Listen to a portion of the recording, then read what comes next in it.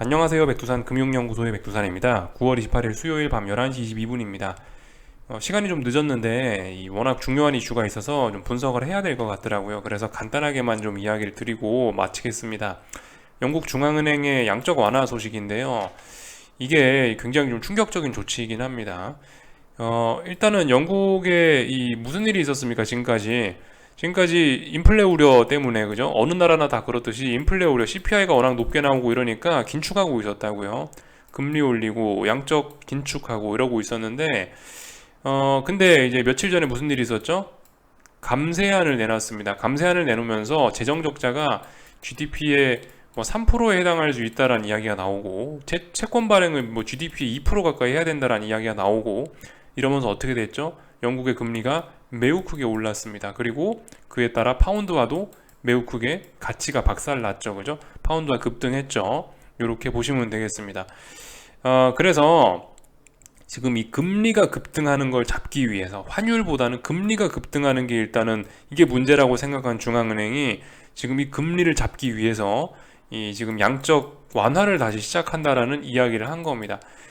솔직히 좀 자세한 내용은 아직 잘은 모르겠어요. 영국 중앙은행 이야기도 들어봐야 되고 뭔가 후속 기사도 제 생각엔 좀 더 봐야 될 것 같긴 합니다. 근데 일단은 뭐 계속 양적 완화할 것 같지는 않고 보시면은 긴급 국채 매입 발표라고 되어 있죠. 그러니까 이게 뭐 영원할 것까지는 아닌 것 같고 일단은 뭐 임시로 하는 조치다라는 생각이 일단 그렇게 생각하는 게 좋을 것 같아요. 당장 발등에 떨어진 뭔가 급한 불이 있는데 그 급한 불을 끄기 위해서 잠시 양적 완화를 실시한다라고 보는 게 맞을 것 같아요. 이 전반적인 전 세계적인 인플레 우려로 인한 긴축 이런 흐름은 일단 크게 변함이 없는데 근데 이제 영국이 지금 발등에 불이 떨어져 갖고 갑자기 양적 완화를 다시 해야 되는구나 이 정도로 받아들이시는 게 일단은 맞지 않나 싶겠습니다. 조금 좀 자세한 내용을 좀 알아보자면 왜 갑자기 양적 완화를 할까를 좀 알아보자면요. 이코노미스트 기사를 보면 될 것 같은데 이거 이코노미스트 기사를 좀 제가 이건데요. 제목이 이거 좀 보여드리려고 그랬는데 이거 회원 가입해야 되고 뭐 어쩌고저쩌고 좀 복잡하더라고요. 그래서 그냥 이 기사를 좀 잘 정리해 놓은 블로그 글을 통해서 여러분들께 설명만 좀 간단하게 드려보겠습니다. 이 여기에요. 출처 여기입니다. 이 블로그 들어가시면 보실 수 있어요. 간단하게 이것만 볼게요. 영국 가구들은 월간 현재 863파운드에서 1490파운드의 이자 폭탄을 맞는다라고 써있죠.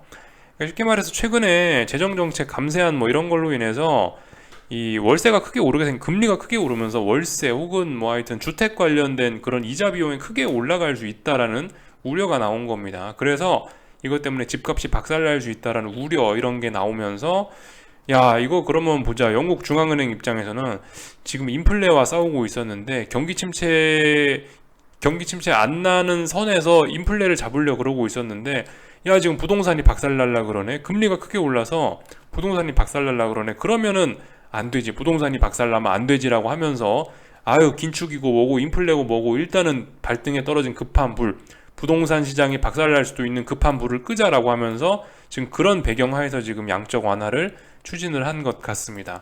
이런 배경이 있어요.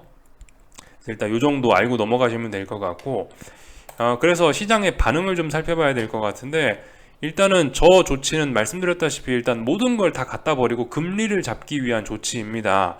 그렇기 때문에 지금 금리는 전 세계적으로 저 소식 때문에 크게 떨어지고 있어요. 방금 본 게 미국 10년물 국채 금리인데 크게 떨어지고 있고요.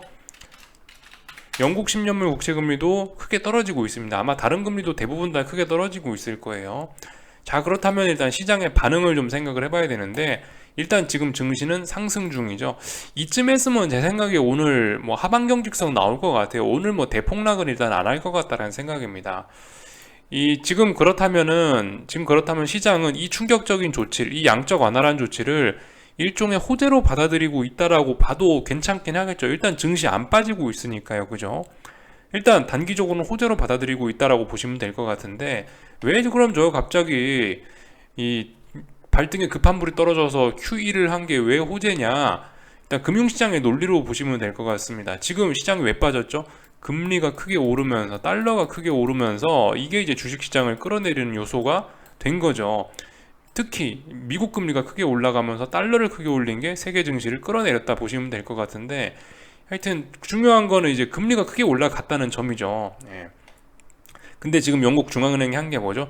이 금리를 떨어뜨리는 조치를 한 겁니다. 금리를 떨어뜨리는 조치를 하니까 이 증시가 이 올라가던 달러도 좀 잠시 주춤하고 떨어지던 증시도 잠시 하방 압력에서 좀 해소될 수 있는 그런 역할을 한 거죠. 지금 조치가요. 그렇기 때문에 이 강력했던 이 매도 압력이 좀 다소 누그러지면서 반등을 할 수 있는 그런 가능성 정도는 좀 열어놓은 것 같아요. 그래서 일단 뭐죠? 단기적인 측면에서는 일단 이거는 호재라고 보는 게 적합할 것 같습니다. 근데 지금 계속 제가 단기적인 측면에서 호재라고 말씀을 드리는데, 그러면 장기적인 측면에서는 이거 악재란 이야기겠죠, 그죠? 이거 악재예요, 이거는. 왜 그런지 일단 좀 여러 가지 측면에서 좀 일단 생각을 해보자고요. 일단은 이 말씀드렸다시피 뻔하죠. 이 지금 인플레가 심각하다 그랬죠. 인플레가 심각하면 긴축을 해야 되는데 양적 완화는 뭡니까? 완화잖아요, 말 그대로. 인플레는 이제 저 세상으로 간 거예요. 이제 인플레는 끊임없이 이제 뭐 우리 전 세계를 괴롭힐 거죠, 그죠? 인플레 걱정 당장 할 수밖에 없습니다. 그리고 또 뭐 어떤 게 있을까요? 예를 들면 또 영국 환율이 일단 또 박살이 나겠죠?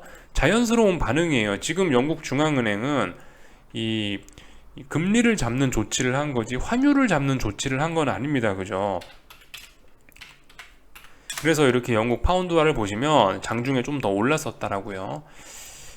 그래서 파운드화를 잡는 조치를 한 게 아니다. 일단 그래서 파운드화가 올라가면 어떻게 되냐? 여러분들 우리 IMF 때 97년 IMF 때 생각하시면 됩니다. 그때 비슷한 일이 일어날 수 있다라고 생각하시면 될 것 같아요. 예를 들어 이제 환율이 올라간다라는 게 이제 무엇을 의미합니까? 외국 자본이 그 나라에서 빠져나간다는 걸 의미하겠죠. 그렇게 되면은 뭐 당연히 이것도 환율이 치솟는 것도 결국 인플레하고 연결될 수 있을 거고요. 그죠? 영국 사람들도 뭔가 수입해서 밥 먹을 거 아니에요. 뭔가 수입해서 사 먹을 거 아니에요. 근데 환율이 저렇게 박살나면은 아무래도 인플레 이런 거에도 당연히 악영향 줄 수밖에 없을 거고, 뭐 말씀드렸다시피 뭐 이렇게 뭐 하여튼 이렇게 계속해서 환율이 치솟는다. 뭐 그렇게 되면은 뭐 어떤 일이 있을 수 있겠습니까? 또 뭐 그 나라 정부의 신용등급 강등 뭐 이런 이야기도 나올 수 있겠죠. 그죠? 이런저런 점들 좀 생각을 해봐야 될 겁니다. 하여튼 환율이 올라가는 거를 이 또 정치적인 문제 때문에 또 계속 쳐다보고 있지는 않을 텐데, 그렇다고 해서 이 영국이 뭐 환율을 방어할 수 있고 뭐 이런 뭔가 좀 믿을 만한 구석이 있냐? 사실 또 그런 거는 또 없거든요.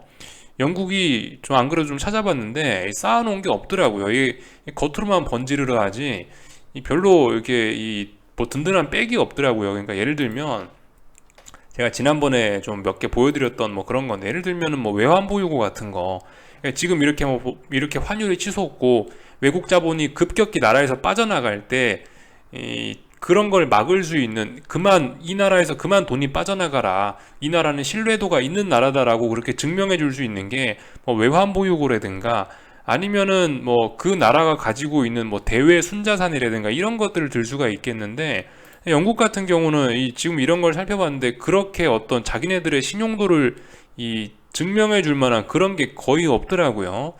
뭐 예를 들면 뭐 지난번에 다 보여드렸던 거긴 한데 외환 보유고 같은 것도 영국이 거의 뭐 세계 17위권인가 20위권인가 그렇고요. GDP가 영국이 한 세계 4등 5등쯤 되는데 이 GDP 순위 한 10등쯤 하고 있는 한국보다 외환 보유고가 한 반토막 이것밖에 안 된단 말입니다. 그렇다고 뭐 금을 많이 갖고 있냐? 금도 없어요. 금도 뭐 세계 18위. 뭐 또 그리고 뭐 말씀드렸다시피 조금 전에 보여드렸다시피 그 대외 순자산 이런 거. 이 나라가 얼마나 지금까지 뭐 해외 자산을 많이 사놨나? 여차하면 이런 해외 자산 팔고 국내로 다시 돈을 땡길 수도 있는 이런 요소들일 수가 있는데, 뭐 여러분들 다 아시다시피 일본이 가장 많죠. 일본이 대외 순자산 가장 많죠. 일본, 독일, 홍콩 뭐 이런 나라들은 보시면 이제 돈 많아갖고 해외 자산 많아서 여차 뭐 이런 거라도 팔아갖고 국내로 와서 어떻게 뭐 해결할 수가 있는데, 영국은 이게 마이너스더라고요. 영국은 대외 순자산이 있는 게 아니고 오히려 빚이 있더라고요. 빚이. 이런 상황입니다. 그러니까 영국 같은 경우는 이렇게 지금 어쨌든 이 파운드화가 저렇게 된다는 거, 저렇게 파운드화 약세를 용인한다면은 나라 전체 신용도에 좀 큰 문제가 생길 수가 있겠다. 자칫 잘못하면은 영국은 뭐 완전 그죠? 이 약간 좀 이빨 빠진 호랑이 이런 느낌이 좀 돼버릴 수가 있을 것 같다라는 좀 그런 생각이 듭니다. 신용등급 강등 이런 것들 좀 생각해봐야 된다는 이야기를 해드리고 있는데, 참고로 지금 영국 신용등급 같은 경우는 한국하고 같은 수준이에요. 오히려 한국이 한 단계 더 높네요. 그죠? 무디스 기준으로 해서 한국이 AA 2번이고 영국은 AA 3번입니다. 그죠? 그러니까 하여튼 영국 신용등급이 낮은데 이런 거 강등될 수 있겠죠. 이런 거 강등되면 어떻게 된다? 근데 신용등급 강등되면은 금리 또 오를 수 있다. 그러면 영국 중앙은행 이런 데서 아무리 양적 완화고 뭐시기고 해도 그러면은 뭐 신용등급 강등되면 뭐 더욱더 큰일 날 수 있다. 이런 식으로 생각할 수가 있겠죠. 그러니까 하여튼 이 문제가 좀 심각해질 수 있는 거예요. 지금 이 인플레 이런 것도 문제가 될 수 있고, 말씀드렸다시피 저게 하여튼 환율이 치솟는다 저런 것도 해도 문제가 될 수 있고, 이거 중장기적으로는 하여튼 자꾸 했던 이야기 하는데, 중장기적으로는 이게 굉장한 악재가 될 수가 있는 겁니다. 사실상 그래서 이거는 뭐 경제학적으로는 말이 안 되는 조치죠. 근데 이제 왜 이제 이런 조치를 했냐라는 걸 좀 생각을 해볼 필요는 있는데, 사실 이게 민주주의 국가의 어쩌면 한계일 수도 있어요. 이게 정치적인 것 때문에 이런 결정이 내려졌다라고 생각할 수도 있을 것 같아요. 그러니까 무슨 이야기냐? 당장 부동산이 개박살 나버리면 어떻게 돼요? 당장 부동산 개박살 나버리면 뭐 당장 어떤 금융위기가 온다 뭐 이런 거일 수 있는데, 당장 금융위기가 오면은 당연히 집권 정당의 혹은 뭐 지금 정치인들의 지지율은 개박살 나겠죠. 그죠? 차라리 오랜 인플레로 서서히 망하는 게 정치인들 지지율에 이게 더 좋을 수도 있어요. 그렇기 때문에 뭐 영국 중앙은행이나 정치인들이 차라리 당장 죽는 게 아니고, 그래 우리 인플레로 오래 고통받자 이런 후자를 택한 걸지도 모르겠습니다. 전자는 이 인플레는 없어질지 모르겠지만 급격한 경기 침체로 인해서 다 같이 개박살나는 카드. 2번은 다 같이 오랫동안 그냥 뭐 고통을 받지만 정치적으로는 좀 괜찮을 수 있는 그런 카드. 정치인들이라면 혹은 이제 그 나라의 국민들이라면 이걸 택할 가능성이 좀 높지 않을까라는 생각이에요. 사실 선진국들 치고는 지금 이런 조치를 지금 한 게 지금 처음이라서 저도 굉장히 좀 당황스럽긴 한데, 이런 조치가 영국에서만 끝나지는 않을 수도 있습니다. 지금 영국의 이런 조치들이 한국에서도 충분히 일어날 수 있고, 어느 순간 더욱 급박해지면 미국에서도 이런 일이 일어날 수도 있고, 혹은 뭐 다른 선진국들에서도 이런 일들이 충분히 있을 수 있는 거예요. 그렇기 때문에 아무튼 지금 이 영국이 하는 짓들, 아이고 저 자식들 저거 말도 안 되는 짓 하고 있네 하면서 욕만 할 게 아니고, 우리도 저렇게 될 수 있다라는 생각을 좀 하긴 해봐야 될 것 같아요. 하여튼 정치적인 그런 게 이게 경제적인 문제를 결정하는 데 있어 지금 영향을 미치고 있어서, 이런 좀 다소 경제학적으로 말이 안 되는 이런 조치를 취하는 것 같습니다. 하여튼 이 파운드와 약세는 앞으로 계속될 거고, 영국은 앞으로 좀 미래가 심히 어두워졌다라고 생각이 됩니다. 그러니까 이거 중장기적인 악재일 수가 있겠죠. 물론 아무리 중장기적인 악재다라고 해도 증시는 오를 수 있어요. 그죠? 말씀드렸다시피 너무 많이 빠지면은 올라오는 게 자연스러운 거예요. 그러니까 말씀드렸다시피 이게 이 뭐든지 메리트가 있어야 돼요. 하락을 시켰을 때 이 하락이 메리트가 있어야지 하락을 하는 거고요. 상승도 상승시켰을 때 메리트가 있어야지 상승을 하는 거죠. 비용과 수익을 따져봤을 때 비용이 더 많아지면은 이제 꺾이는 거예요, 가다가. 지금은 이게 증시가 하도 많이 하락을 해가지고 사람들이 하도 풋옵션을 많이 베팅을 해가지고 이 하락을 하면 할수록 이게 비용이 더 많이 드는 지금 사실 그런 상황입니다. 그래서 더군다나 미국 증시 같은 경우는 중요한 지지선 부근까지도 왔고 뭐 이런 모습들이 있어가지고, 개인적으로는 일단 당장 오늘 저 소식 때문에 일단 금리가 떨어졌기 때문에 일단 증시는 일단 좀 반등할 것 같다라는 생각을 하면서 일단 지켜보고 있어요. 그래서 말씀드렸다시피 여기 있는 지지선 테스트들 잘 보시면 될 것 같습니다. 나스닥 4거래일 동안 여기서 버티고 있죠. S&P 3거래일 4거래일 동안 여기서 버티고 있습니다. 물론 장중에 잠깐 저점은 낮아졌지만, 장중에 저점 잠깐 낮아진 거는 큰 의미 없는 거고 종가가 중요한 거죠. 그죠? 그런 점들 좀 생각을 해보셔야 되겠고, 하여튼 그래요. 이게 분명히 이 QE 양적 완화를 한다는 건 이거 악재입니다. 그죠? 완화라는 게 뭐죠? 말씀드렸다시피 이거는 이 경제가 안 좋다라는 거 인정하는 겁니다. 그렇기 때문에 이건 분명히 악재 맞아요. 그럼에도 불구하고 아무튼 증시는 하락할 수 있다. 뭐 이런 이야기를 좀 드려봤고요. 아까 전에 참 한국 증시 이야기를 좀 하나 깜빡한 게 있는 것 같은데, 이거 여러분들 거의 이거 법칙이에요. 거의 법칙. 그 아까 전에 제가 다른 이야기 한다고 좀 되게 가볍게 넘어간 거긴 한데 이 뭐 사실 뭐 지금 미국 증시가 올라서 이런 이야기를 하는 건 아닌데요. 이 거래량에다가 선물 거래량 볼 거니까 좀 크게 볼게요. 선물 거래량 한 45만에서 50만 정도 되면은 그러면 단기 바닥이에요. 지금까지 법칙이 그래 왔어요. 이런 자리들 보세요. 여기 8월 20일 선물 거래량 45만, 그리고 여기 그 10월 초 선물 거래량 45만, 그리고 이런 자리 여기 뭐 1월 말 선물 거래량 45만, 이때도 대충 한 45만, 뭐 이때도 한 40만 넘었죠. 11월 말에도 45만, 뭐 이런데도 45만. 공통적으로 그리고 볼린저밴드 찢고 나간 자리라는 특징이 있습니다. 볼린저밴드 찢고 나가고 선물 거래량 45만쯤 되고 여기다 개인들이 풋옵션까지 샀으면 이거는 일단 당분간은 이제 좀 시장이 빠지기는 어려울 수 있다라는 증거일 수 있습니다. 요거 아까 전에 좀 말씀을 안 드린 것 같아서 좀 보여드렸고요. 하여튼 근데 악재긴 악재예요. 지금 말씀드렸다시피 저 영국의 저거는요. 근데 지금 악재가 나온 타이밍이 이게 이제 단기적으로 너무 많이 빠진 상황에서 나온 거기도 하고, 단기적인 측면에서는 말씀드렸다시피 저기 호재로 작용될 수 있는 그런 부분이 있기 때문에 일단은 뭐 증시는 일단 좋아 보인다라고 이야기를 해드릴 수 있겠습니다.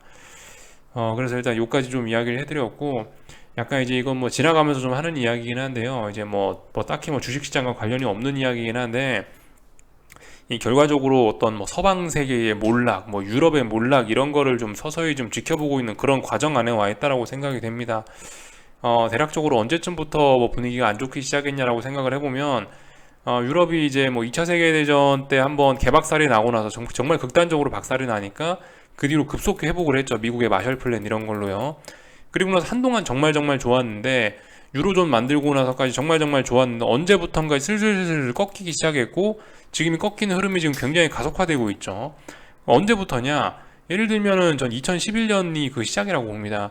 2011년도에 유럽 재정위기 나면서 유로존이 한번 크게 흔들렸죠. 그리고 이때에 받은 충격을 아직도 극복하지 못하고 있습니다. 대다수의 나라들이요. 2011년도에 일단 한번 삐걱했고요. 그리고 나서 또 무슨 일이 있었나요? 2016년도에 브렉시트 결선, 영국에서 브렉시트 그 국민 투표를 했었는데, 이거로 인해서 유로존에 또다시 균열이 한번 더 갔죠. 또 그리고 최근에 또 무슨 일이 있었습니까? 전쟁 났죠. 전쟁 났고, 또 거기다 뭐 인플레가 어쩌고 저쩌고 하고 있고, 거기다가 뭐 또 며칠 전에는 이탈리아에서 이 극우파가 또 총리로 당선되면서 이 갈수록 또 분열이 또 가속화가 되고 있는 상황이고, 그런 상황에서 뭐 영국 같은 경우 뭐 지금 이런 조치를 또 하고 있죠. 그러니까 지금 한 유로존 같은 경우는 완전 뭐 저무는 해인 것 같아요. 이 뭐 그 외에 뭐 2020년에 한참 전염병 퍼졌을 때 대응도 좀 시원찮았죠, 그죠? 그때 대응하는 것도 보면, 야, 옛날에 유럽은 정말 잘 나갔다라고 생각이 됐는데, 옛날엔 정말 선진국이었던 것 같은데 어떻게 하다 보니까 정말 대응을 후진국처럼 하고 있네라는 생각도 들고, 하여튼 이래저래 유로존 같은 경우는 지금 서서히 저물고 있고, 이런 흐름이 갈수록 좀 가속화되고 있는 것 같습니다. 그래서 중요한 게 뭐냐? 이게 유로화 가치가 살아나야지 달러 약세가 돼서 세계 증시가 살아날 수 있는데, 지금 이제 이 유로화가 살아나기가 좀 굉장히 어려워 보인다는 거예요. 그죠? 계속해서 지금 무슨 악재가 나오고 있습니다. 하여튼 뭐 이번엔 양적 완화로 어떻게 영국이 위기를 넘길지 모르겠는데, 그럼 다음 달 CPI는 어떡합니까? 다다음 달 CPI는 어떡하고요? 인플레는 어떡할 거예요? 그죠? 하여튼 큰일 났습니다. 큰일 났어요. 근데 말씀드렸다시피 지금 뭐 큰일은, 네, 뭐 이미 뭐 큰일이 났고 뭐가 진행 중이긴 한 거고요. 그렇다라고 해서 당장 우리가 뭐 증시에 뭘 베팅해야 된다 그런 건 아니죠, 그죠? 증시는 단기랑 폭과대가 가버리면은 뭐 더 이상 뭐 빠지기 어려운 그런 측면들이 있기 때문에 좀 잘 보셔야 되겠고, 하여튼 저기 아침에 말씀드렸던 그것도 있습니다. 그 마진콜 관련해 영국 채권 시장 마진콜 관련한 기사도 좀 있긴 있던데, 찾아보니까 아직까진 그 액수가 얼마 되지는 않더라고요. 이 영국에 있는 연금이죠. 그 영국 연금 펀드가 이 100밀리언, 그죠. 100밀리언 써 있습니다. 그러니까 이 한국 원화로 치면 한 1,500억 정도 되는데, 지금 환율로 계산하면 이 정도 금액의 마진콜이 발생했다고 이렇게 써 있더라고요.